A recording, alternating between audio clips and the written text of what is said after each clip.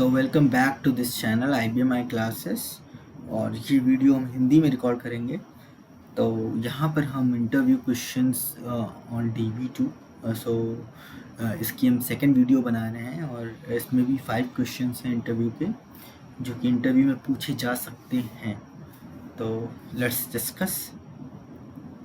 तो पहला क्वेश्चन है हमारा, what is the purpose of creating the multi record format file in real time. तो यहाँ पर हम बात कर रहे हैं कि मल्टी रिकॉर्ड फॉर्मेट फाइल हम क्यों यूज़ करते हैं, क्रिएट करते हैं रियल टाइम में।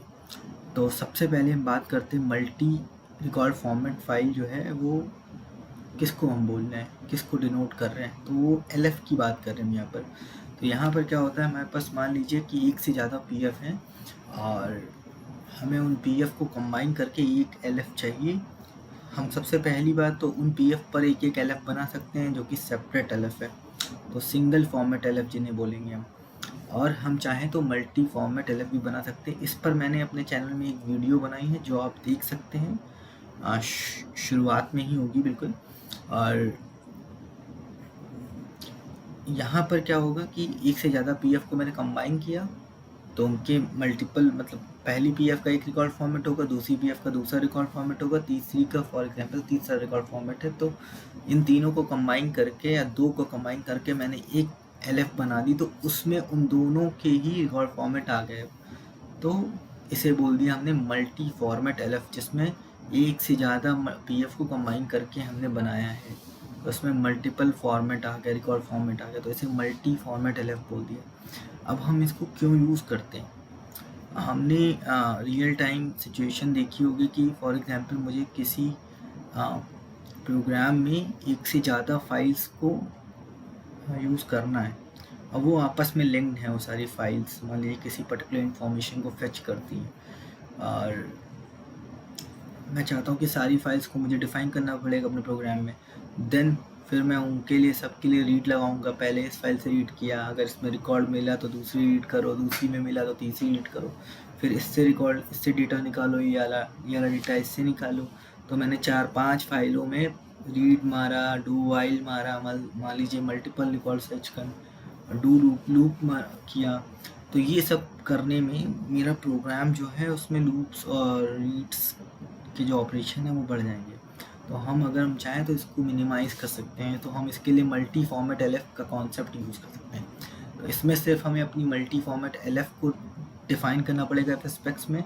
उसके अलावा आई स्पेक्स की हमें ज़रूरत पड़ेगी, जिसमें हम अपनी रिकॉर्ड फॉर्मेट्स और उनकी फील्ड्स को डिफ़ाइन करेंगे। तो इससे क्या होगा कि जब भी हम अब हमें एक ही रीड में सारा काम हो जाएगा, हमें सारे रिकॉर्ड्स एक्सेस हो जाएंगे हर रिकॉर्ड फॉर्मेट के। तो यहाँ पर क्या होगा, only one file definition required in program. पहली चीज़ FSpecs में मेक RPG प्रोग्राम सिंपल। तो यहाँ पर क्या होगा, हमारा RPG प्रोग्राम बिल्कुल सिंपल हो जाएगा। अब हम एक ही रीड में हम सारा का सारा 5 फाइलों से या 10 फाइलों से डेटा हमने रीड करके प्रोसेस कर दिया एक मल्टी फॉर्मेट LF से, तो जिसमें एक ही रीड ऑपरेशन हमें करना पड़ा। अब दूसरी बात आती है कि हम सपोज फॉर एग्जांपल हमने उस मल्टी फॉर्मेट में नई फाइल एक ऐड कर दी, प्रोग्राम को हमारे क्या होगा, उसमें तो एक नई फाइल आ गई है। तो हमें उस प्रोग्राम में उस नई फाइल के लिए क्या करना पड़ेगा, सिर्फ ISpecs पे जाके उसको यूज़ करना है, उसको डिक्लेयर करना है, उसका फॉर्मेट हो वो। अब मान लीजिए 6 फॉर्मेट हो गए, पहले 5 थे। मैं चाहता हूँ कि उसमें से 3 ही मैं यूज़ करूँ, मैं 3 नहीं यूज़ करना चाहता, तब भी मैं ISpecs में उसको हैंडल कर सकता हूँ आराम से। तो यहाँ पर मैं अपनी मल्टी फॉर्मेट LF को क्रिएट करके अपने प्रोग्राम को, सिंपल RPG प्रोग्राम को सिंपल बना सकता हूँ, रीड ऑपरेशंस को कम कर सकता हूँ, लूप को कम कर सकता हूँ। तो इसलिए हम मल्टी फॉर्मेट LF का यूज़ करते हैं रियल टाइम में। बट इसका यूज़ अभी के दौरान नहीं भी होता है, बट सिस्टम 36 के टाइम पर मल्टी फॉर्मेट LFs यूज़ होती थी, जो कि अब जिनको हम लोग AS400 में ज़्यादातर लोग क्या करते हैं कि PF पे कन्वर्ट करते हैं जब they do the modernization like things. तो ये हो गया हमारी बात multi format LF, multi record format LF की। दूसरी बात आती है why we use din select. Dynamic select keyword का हम यूज़ क्यों करते हैं?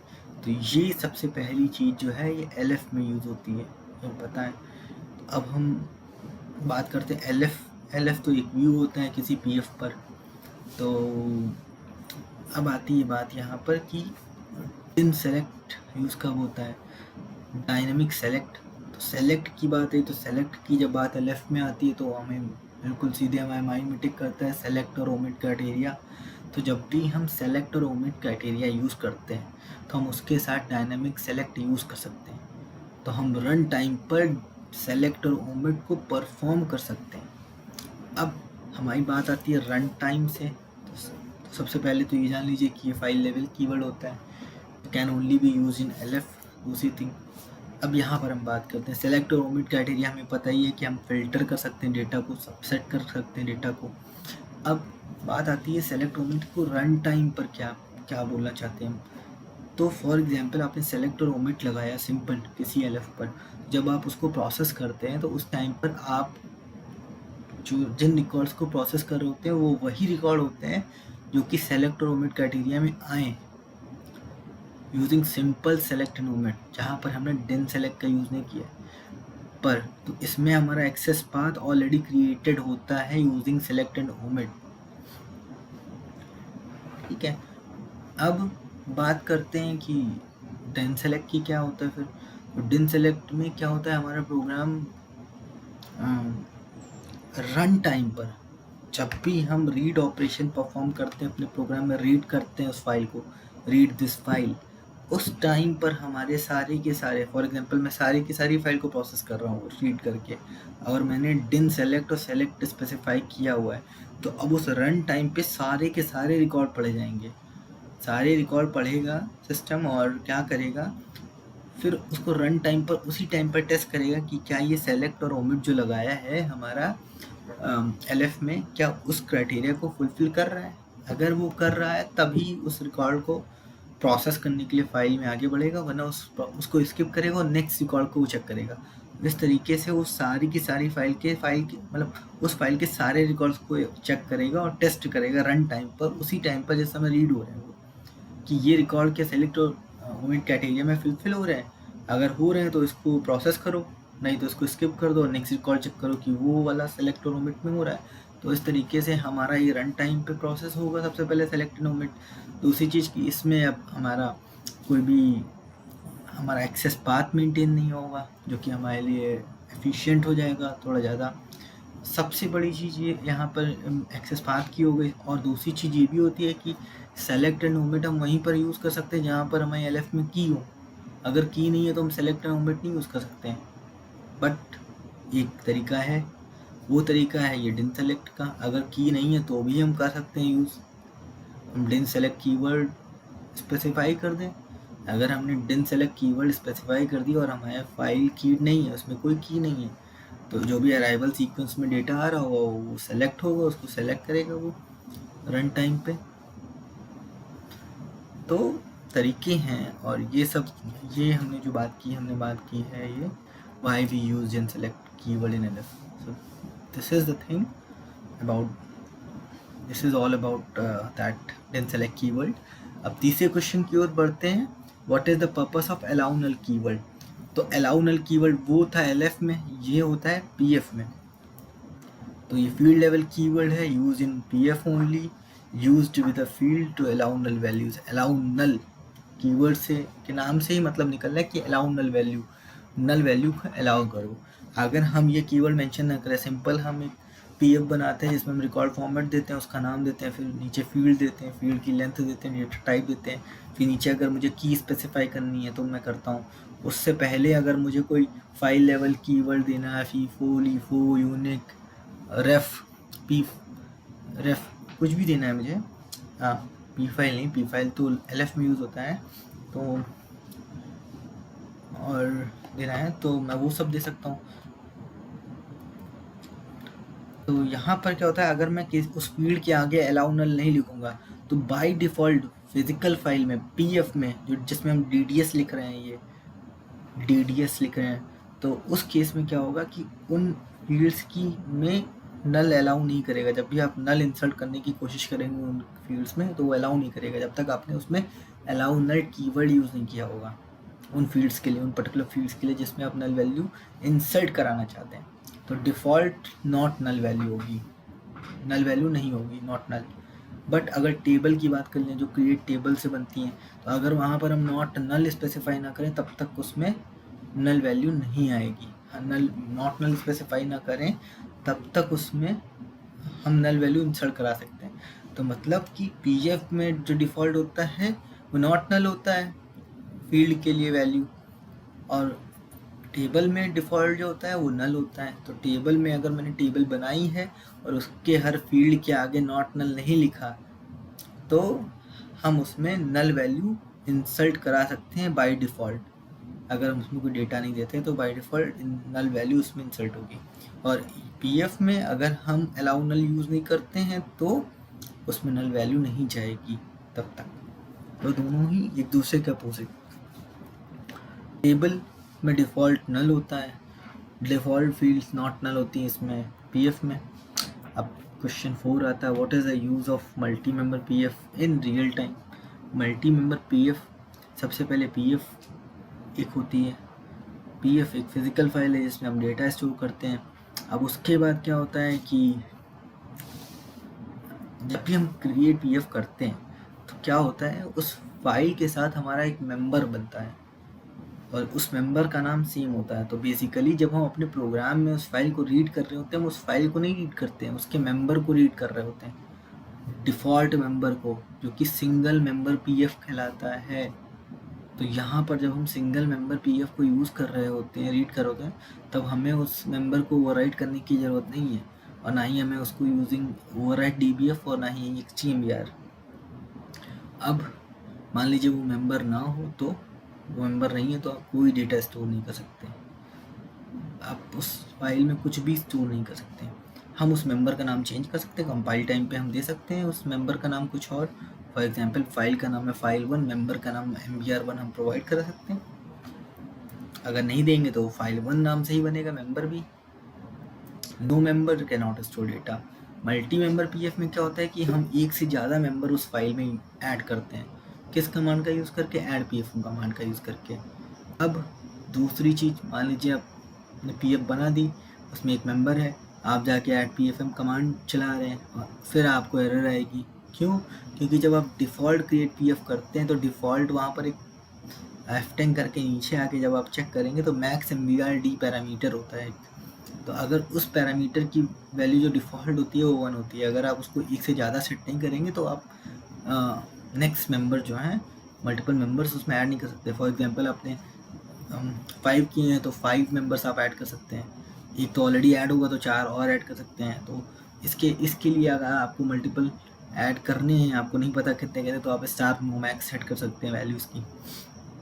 तो जब भी आप पीएफ क्रिएट कर रहे हैं तो उस टाइम पर आपको मैक्स MBRD पैरामीटर की वैल्यू, ऑप्शन की वैल्यू क्रिएट कमांड में, क्रिएट पीएफ कमांड में आपको सेट करनी होगी स्टार नो मैक्स। तभी अब आगे जाकर उसमें multiple members, more than 1 member add करा सकते हैं यूजिंग ऐड पीएफएम कमांड। तो अब मल्टीपल मेंबर को हम कहाँ, जहाँ पर हमें मंथली डेटा स्टोर करना हो, जहाँ पर हमने, या फिर ईयर वाइज डेटा स्टोर करना हो। फॉर एग्जांपल मुझे पूरे 12 महीने का डेटा स्टोर करता हूँ मैं हर साल का, अब मुझे दिसंबर का या नवंबर का या अक्टूबर का फॉर एग्जांपल डेटा मुझे फेच करना है या फिर मुझे रीड करना है। तो मैंने क्या किया, मैंने 12 मेंबर बना लिए उस फाइल में और हर मेंबर को मैंने, अब क्या होगा कि मुझे पूरी की पूरी फाइल को नहीं रीड करना पड़ेगा, सिर्फ मुझे उस मेंबर को रीड करना है जिस मेंबर को जिस मंथ का डेटा मुझे चाहिए। फॉर एग्जांपल नवंबर के मंथ का डेटा चाहिए तो मान लीजिए वो 11वें महीने का, तो 11वां मेंबर है मेरा फॉर एग्जांपल, तो उस 11वें मेंबर को मुझे रीड करना है। उस मेंबर को रीड करने से ही मुझे उस डेटा को मैं एक्सेस कर सकता हूँ। मुझे 11 जो मेंबर हैं उन पर जाने की ज़रूरत नहीं है।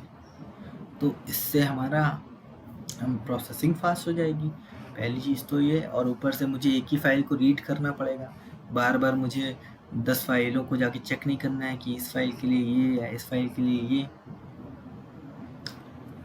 तो और बार बार उनको फिर लॉकिंग एक्वायर नहीं करनी पड़ेगी। तो ये सब चीज़ें होती हैं। तो मल्टी मेंबर पीएफ हमारा ये वहीं पे यूज़ होता है जहाँ पर हम मल्टीपल हिस्टोरिकल डेटा स्टोर करते हैं, हिस्ट्री डेटा और टाइमलाइन डेटा भी आप बोल सकते हैं कि स्टोर करते हैं। तो यहाँ so this is all for the multi member PF. How to get, fifth question is how to get updated rows count after executing update statement. Update statement execute करने के बाद एसक्यूएल में हमें जो उसका काउंट अपडेटेड रोज कितनी रो update हुई उसका काउंट कहाँ से मिलेगा। मतलब for example n row update हुई, n नंबर ऑफ रोज, तो वो काउंट मैं कैसे पाऊंगा। तो there is a SQL CA SQL communication area. SQL communication area क्या होता है, जिसमें कलेक्शन ऑफ वेरिएबल्स होते हैं, एसक्यूएल वेरिएबल्स। तो यहाँ पर मुझे जैसे कि फॉर एग्जांपल एसक्यूएल कोड, आप एसक्यूएल कोड चेक करते हैं अपनी एसक्यूएल एग्जीक्यूट करने के बाद कि एसक्यूएल कोड 0 है या नहीं है, या फॉर एग्जांपल 100 है या नहीं है। 0 मतलब सक्सेसफुल हो गया है, या फिर 100 मतलब आपको रिकॉर्ड नहीं मिला है। इस तरीके से और भी एसक्यूएल कोड है, तो चेक करते हैं आप कि ये क्वेरी हमें एग्जीक्यूट हुई या नहीं हुई। तो एसक्यूएल सीए में एक फील्ड, एक वेरिएबल और होता है एसक्यूएल ईआरआरडी, जो हमें ये बताता है कि कितने नंबर ऑफ रोज अपडेट हुई हैं, तो उनका काउंट रखता है ये after executing the update statement execute करने के बाद। तो एसक्यूएल सीए में बेसिकली कलेक्शन ऑफ वेरिएबल्स होते हैं, एसक्यूएल वेरिएबल्स, जो कि हमें हमारी कोई भी इंसर्ट, अपडेट, डिलीट, सेलेक्ट, कोई भी हमारी एसक्यूएल एग्जीक्यूट हो रही है उसके फीडबैक इन्फॉर्मेशन हमें देंगे कि आपकी एसक्यूएल जो एग्जीक्यूट आपने की है क्या वो सक्सेसफुल थी या फेल थी। और उसकी एडिशनल इंफॉर्मेशंस लाइक दिस कि अपडेट कितनी नंबर ऑफ रोज अपडेट हुई, कितनी इंसर्ट, इन चीज़ों की इंफॉर्मेशन भी हम लोग वहाँ से एक्सेस कर सकते हैं using SQL CA SQL communication area in our program, अपने प्रोग्राम में। तो उनकी मल्टीपल फील्ड्स को एक्सेस करके हम ये जान सकते हैं कि क्या हमारे एसक्यूएल में जो हमें चेक करना है, मान लीजिए फॉर एग्जांपल हेयर इस केस में कि कितनी रोज अपडेट हुई हैं, तो वो हम निकाल सकते हैं इस वेरिएबल से। So that's all in this video. So thank you and have a nice time.